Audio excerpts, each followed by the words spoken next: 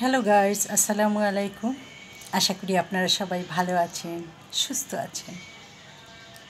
আজকে আমি আবার আপনাদের মাঝে উপস্থিত হয়েছি। আমি আজকে বলতে চাই স্বামী স্ত্রীর একটা ছোট্ট সংসার, সেখানে দুটো সন্তান থাকে, তিনটাও থাকতে পারে, আবার একটাও থাকতে পারে। যাই হোক, এটাই হলো তাদের সুখের সংসার। কিন্তু এক ছাদের তলে থাকলে তো একটু ঠোকাঠুকি লাগে। তাই বলে হাজব্যান্ড ওয়াইফ গণ্ডগোল করবেন, চিল্লাচিল্লি করবেন, হইচই করবেন, বাচ্চারা কী শিখবে? বলবে আমরা ছোটোবেলা থেকে আমার বাবা মা মারামারি দেখেছি, চিল্লাচিল্লি দেখেছি। না, এটা করেন না। একটা ওয়াইফ বাড়িতে সারাদিন কত কাজ করে বলতে পারেন? সকালে ঘুম থেকে উঠে বাচ্চাদেরকে স্কুলে যাওয়ার জন্য তৈরি করা, তাদের নাস্তা খাওয়ানো, নাস্তা রেডি করে দিয়ে স্কুলে দিয়ে আসা, বাসায় এসে কাজে আপনার খেজমত করা, আপনি অফিসে যাবেন, আপনার জন্য তৈরি ঘড়ি করে সব কিছু গুছিয়ে দেওয়া, তারপর কাজের বুয়ার সাথে ঘর বাড়ি পরিষ্কার করে রান্না বান্না করে গুছিয়ে নিয়ে আবার ছুটতে ছুটতে স্কুলে চলে যায় সন্তানদের নিয়ে আসতে। নিয়ে এসে তাদেরকে গোসল করে খাওয়ায় দাওয়ায়, ঘুম পাড়ায়, আবার বিকালে রেডি করে খেলাধুলা করে আসার পর তাদের পোশাক আশাক পরিবর্তন করে দিয়ে টিচার আসে, টিচারের জন্য কোচিং ক্লাস হলে কোচিংয়ে নিয়ে যায়, প্রাইভেট পড়াতে হলে প্রাইভেট পড়ানোর জন্য নিয়ে চলে যায়। সারাটা দিন সে কত কাজ করে ভেবে দেখেছেন? তারপর সে রাতে আপনার সেবা করে, আপনার অফিস থেকে আসার পরে আপনার নাস্তা করে দেয়া, রাতের খাবার খাওয়ানো, বাচ্চাদেরকে কে কীভাবে ঘুমালো সেটা দেখা, পরের দিন স্কুলে তারা কী বই খাতা নিয়ে যাবে সেটা গুছিয়ে দেয়া। একটা স্ত্রী কত কাজ করে বলতে পারেন?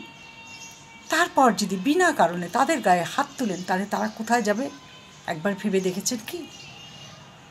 একটা সপ্তাহের জন্য স্ত্রীকে বাপের বাড়ি পাঠিয়ে দিন না। এই একটা সপ্তাহ আপনি সংসারটা সামলিয়ে দেখেন তো পারেন কি না।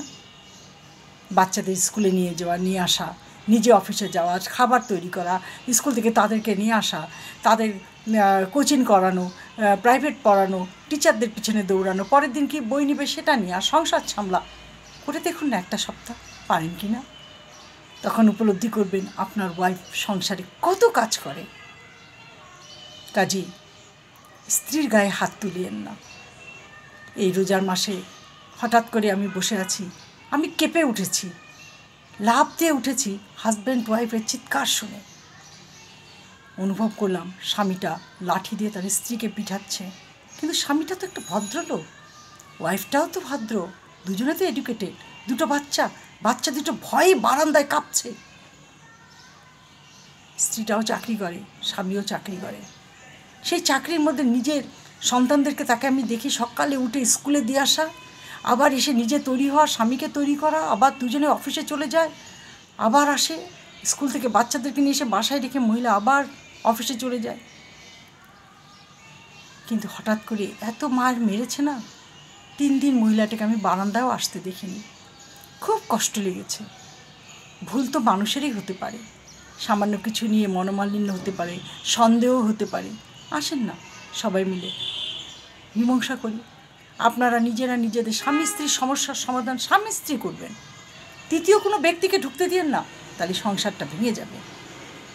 নিজেরাই বসুন, বসে সমস্যার সমাধান করুন।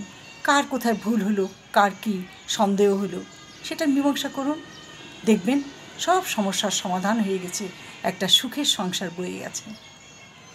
সবাই মিলে যদি সংসারটাকে এইভাবে সুখের করে দিই, তাহলে তো আমাদের সমাজে অসুখী বলে কেউ থাকবে না, সবাই সুখী থাকবে, যার যা আছে তাই নিয়েই সুখী থাকবে। চাওয়া পাওয়াগুলোকে সীমিতর মধ্যে রাখুন। আপনার স্বামীর যতটুকু আয় ঠিক ততটুকুর মধ্যে চাওয়া পাওয়াটা পূরণ করার চেষ্টা করুন। তাহলেই দেখবেন সংসারটা সুখের মধুময় হবে, এবং যে সন্তানরা সংসার থেকে বড় হচ্ছে তারাও তার বাবা মার এই আদর্শটাকে মনে ধরে রাখবে, এবং সেই আদর্শেই তারা লালিত পালিত হবে। তাই বলছি, সংসারে গণ্ডগোল না করে, সমস্যার সৃষ্টি না করে সমস্যার সমাধানটা করুন, তাহলেই সুখের হবে, মধুময় হবে। আজ এই পর্যন্ত। ভালো থাকেন, সুস্থ থাকেন। আল্লাহ হাফেজ।